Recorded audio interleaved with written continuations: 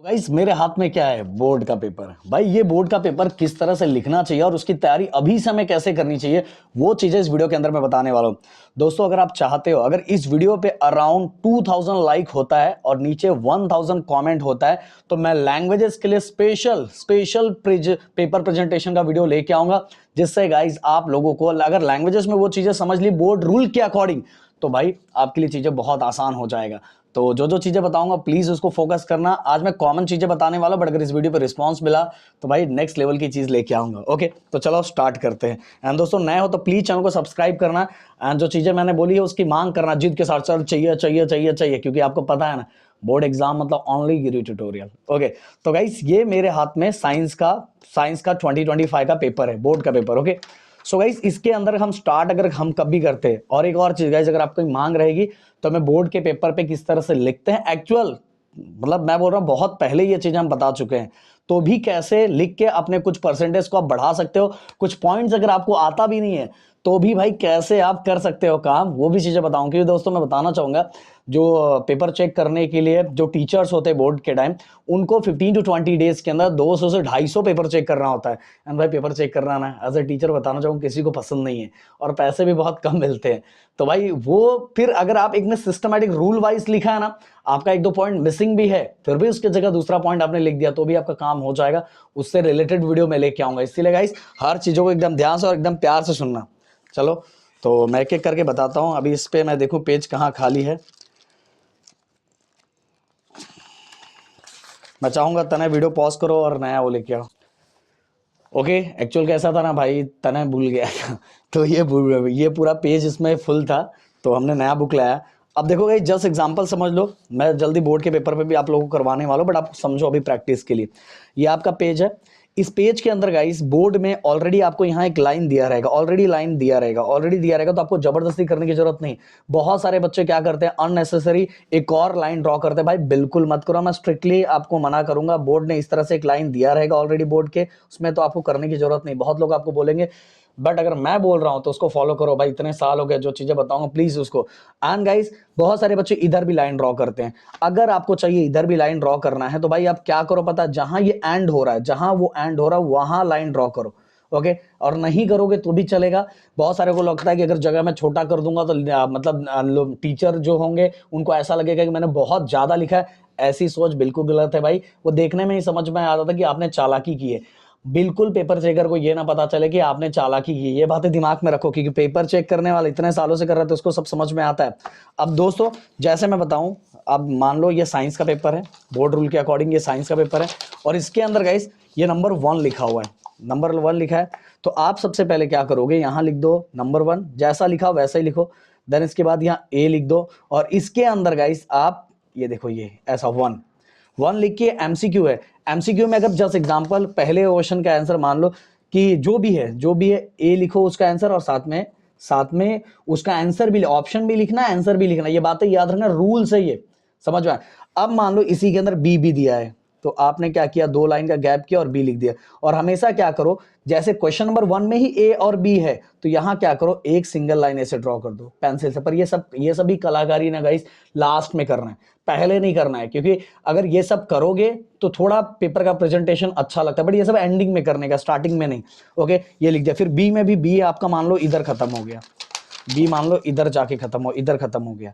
Okay, इधर खत्म हो गया, तो आपको क्या करना है पता है, जैसे बी खत्म हो गया तो आपको डबल लाइन ड्रॉ करना है, डबल लाइन ड्रॉ करना, जिससे यह पता चलेगा क्वेश्चन नंबर 1 के सभी सब क्वेश्चन क्या हो चुके हैं, खत्म हो चुके हैं।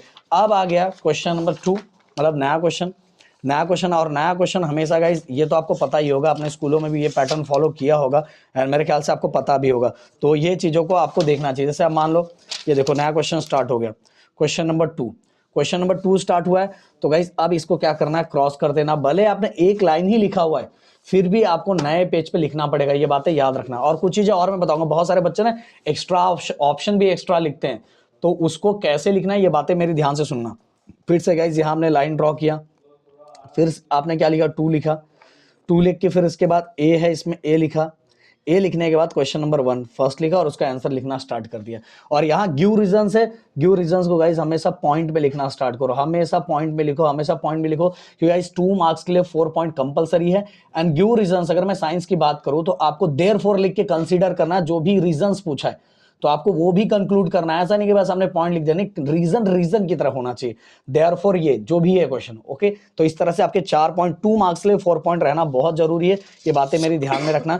एंड गाइस साथ में ये बताना चाहूंगा, जैसे मान लो मैच द कॉलम्स है, मैच द कॉलम में आप ये लिखो और इसके सामने इसका आंसर लिखो, ये लिखो इसके सामने आंसर लिखो, ऐसा ही लिखना है। ओके, अब क्वेश्चन नंबर 2 है, मान लो आपका इधर खत्म हो गया, तो आपने इधर खत्म हो गया तो आप क्या करो, उसको डबल लाइन कर दो, डबल लाइन करो तो इससे पता चला क्वेश्चन अगर ए बी सी है तो कंटिन्यू करते जाओ, क्वेश्चन नंबर 2 में भी कुछ क्वेश्चन सब क्वेश्चन है तो उसको कंटिन्यू करते जाओ।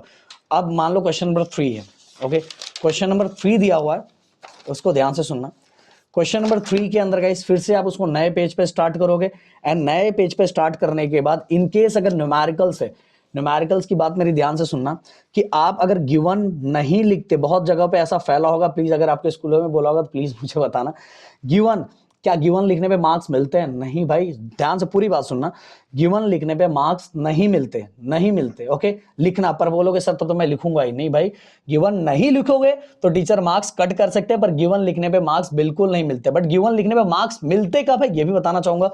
मान लो सेंटीमीटर में दिया हुआ है और आपको उसको कन्वर्जन मीटर में करना है, तो ये अगर आप गिवन में लिख रहे हो तो आपको मार्क्स मिलेगा, अगर कोई कन्वर्जन है तो आपको मार्क्स मिलेगा, नहीं तो उसके कोई एक्स्ट्रा मार्क्स मिलते नहीं, कन्वर्जन के मार्क्स मिलते हैं, ये बातें याद रखो। बट अगर स्ट्रेट फॉरवर्ड दिया हुआ है, स्ट्रेट फॉरवर्ड दिया है, कोई कन्वर्जन नहीं है, जैसे इसके अंदर सब स्ट्रेट फॉरवर्ड दिया है, कोई कन्वर्जन नहीं है, तो आपको गिवन के कोई मार्क्स नहीं मिलेंगे, ये बातें दिमाग में रख लेना। ओके, अब गाइस थोड़ी चीजें और मैं बताना चाहूंगा। हाँ, डायग्राम देखो, डायग्राम जो भी दिया हुआ है अगर आप डायग्राम ड्रॉ कर पाओगे, उससे रिलेटेड लिखोगे तो थोड़ा इंपैक्ट और अच्छा आता है। कोई भी क्वेश्चन, बड़ा क्वेश्चन लिख रहे हो, उसमें डायग्राम नहीं बोला है ड्रॉ करने के लिए, फिर भी अगर आप डायग्राम ड्रॉ कर देते हो तो सोने पे सुहागा हो जाता है, और आपको मतलब पेपर चेकर पे थोड़ा इंपैक्ट अच्छा जाता है, क्योंकि इंपैक्ट अच्छा क्रिएट करोगे तो भाई जहां वो हाफ मार्क्स कट करने वाला होगा ना, वो भी मार्क्स नहीं कट करेगा। एंड साथ में मान लो जो मैंने बातें बताई कि अभी जस्ट एग्जाम्पल ले लो कि आपको कोई बड़ा क्वेश्चन 5 मार्क्स का क्वेश्चन लिखना है और उसमें एक्सप्लेनेशन आ गया, तो अगर उससे रिलेटेड आपको कुछ डायग्राम आता है जो आपके बुक में भी नहीं है, तो भी आप डायग्राम ड्रॉ कर दो, डायग्राम ड्रॉ कर दोगे तो उठ के थोड़ा अच्छा लगेगा। अब गाइस एक और बेसिकली चीज मैं आपको बताना चाहूंगा कि बहुत सारे बच्चे क्या पेपर में क्या करते हैं पता है, जैसा भी कुछ भी रॉन्ग हो गया, रॉन्ग हो गया, मान लो मैं अपना नाम लिख रहा हूँ और मेरा नाम हो सकता है रॉन्ग हो गया, मैंने ऐसे लिख दिया कुछ भी, ओके रॉन्ग हो गया, तो मैं ऐसे ऐसे ऐसे, बहुत लोग ऐसे ऐसे कर देते हैं, उनको लगता है टीचर से छुपा देता हूँ, क्या बोलते हो तरह, ऐसे ऐसे करता हूँ, उनको लगता है टीचर छुपा देता, नहीं भाई, अगर रॉन्ग हो गया तो आपको बस क्या करना है, ऐसे सिंगल लाइन कर दो, कोई टेंशन नहीं है, टीचर को समझ में आता है, फिर से उसको लिखने के बाद आगे आप अच्छी तरीके से लिख दो। ओके, ये पैटर्न आपको सिस्टमैटिक वे में फॉलो करना है, समझ में आए, और हर क्वेश्चन में डायग्राम जिसमें साइंस में ड्रॉ हो पाए उसमें ड्रॉ करो, एसएसटी में जहां जहां जैसे ज्योग्राफी में जहां जहां जरूरी, अगर उससे रिलेटेड कुछ मैप आप बना सकते हो, भले बोला नहीं है, अगर बड़े क्वेश्चन में बना सकते हो तो बना दिया करो, इससे एक इंपैक्ट अच्छा जाता है, नेक्स्ट लेवल का जाता है, समझ में आए। एंड साथ में गाइस एक और चीज मैं कैमरामैन को सामने आने के लिए बोलना चाहूंगा कि देखो दोस्तों, अननेसेसरी बहुत सारी चीजें लिखने की जरूरत नहीं है, 2 मार्क्स के लिए 4 पॉइंट, 3 मार्क्स के लिए 6 पॉइंट, ये एक पैटर्न है।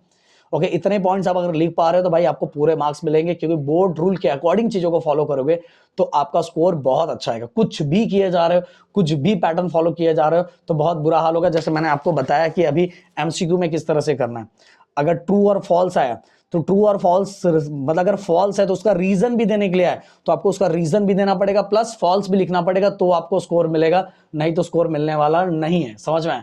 एंड साथ में गाइस मैं स्टार्टिंग पेपर कैसे भरते हैं, बारकोड होलोग्राफ किस तरह से लगाते हैं, वो सभी चीजों से भी रिलेटेड वीडियो लेके आने वाला जो आपको बहुत ज्यादा हेल्प करेगा।